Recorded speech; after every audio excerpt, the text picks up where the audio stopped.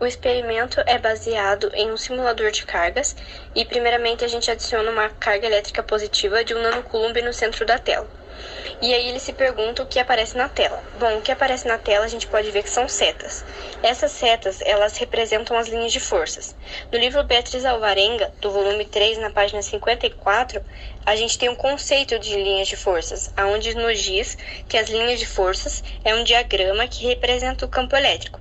E com essas linhas é possível saber a direção e o sentido do campo elétrico. Após isso, a gente adiciona um sensor em um local qualquer da tela e a gente usa uma trena para medir a distância entre a carga e o ponto do sensor. Com isso, a gente pode calcular o campo elétrico esperado nessa posição. Para calcular o campo elétrico de uma carga, a gente vai usar o conceito que está descrito na página 50 do livro, que ele diz que o campo elétrico é igual a constante K0 vezes a carga sobre R ao quadrado. Como a gente já sabe essa distância, que a gente calculou com a trena, basta apenas calcular o campo elétrico, que dá aproximadamente 8,4669 newtons por coulomb. Ao adicionar mais 3 sensores com as mesmas distâncias, a gente pode perceber que o valor que ele nos informa ali de volt por metro é praticamente igual ao valor calculado do campo elétrico. Ali no desenho ele dá como 8,31 volts por metro e o valor que a gente encontrou é 8,46 newton por coulomb. Como é 1 para 1 a conversão da unidade, então o valor, considerando todos os erros, os valores estão iguais.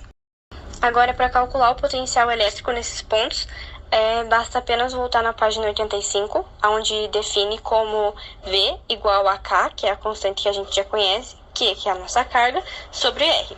Como a gente já tem todos esses valores, a gente chega em 8,7293 volts. Se você colocar o voltímetro que o simulador disponibiliza em cima de todos os pontos, os valores encontrados são praticamente iguais aos valores encontrados na conta. O valor que a gente encontra ali é de 8,72 volts e o valor encontrado no cálculo é 8,7293 volts. Quando você coloca o voltímetro sobre um desses pontos e seleciona a opção do lápis, vai gerar uma linha.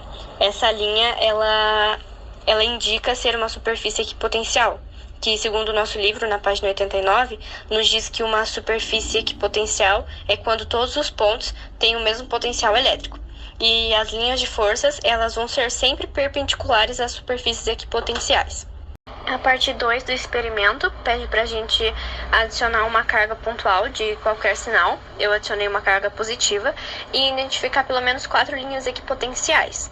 Ou seja, ali eu coloquei o voltímetro e acabei achando 4 linhas que têm o mesmo potencial elétrico em todos os pontos dessas linhas. Depois pede para a gente colocar um sistema composto por 2 cargas pontuais de mesmo sentido, as minhas eu coloquei positiva, e achar pelo menos 5 linhas equipotenciais. Ali eu consegui também pelo voltímetro colocar 5 linhas que têm o mesmo potenciais em todos os pontos.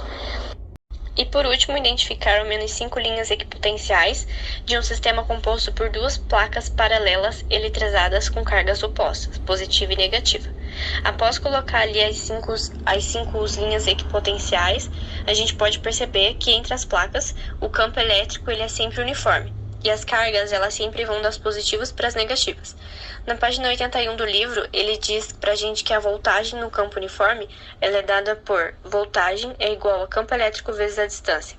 Essa distância ela é sempre paralela ao vetor campo elétrico e ela só existe na horizontal, entre cargas na horizontal.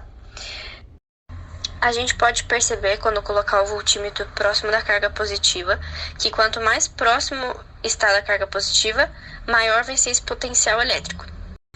E ao contrário, quando colocamos o voltímetro próximo da carga negativa. Quanto mais próximo à carga negativa, menor o potencial e com sinal de negativo.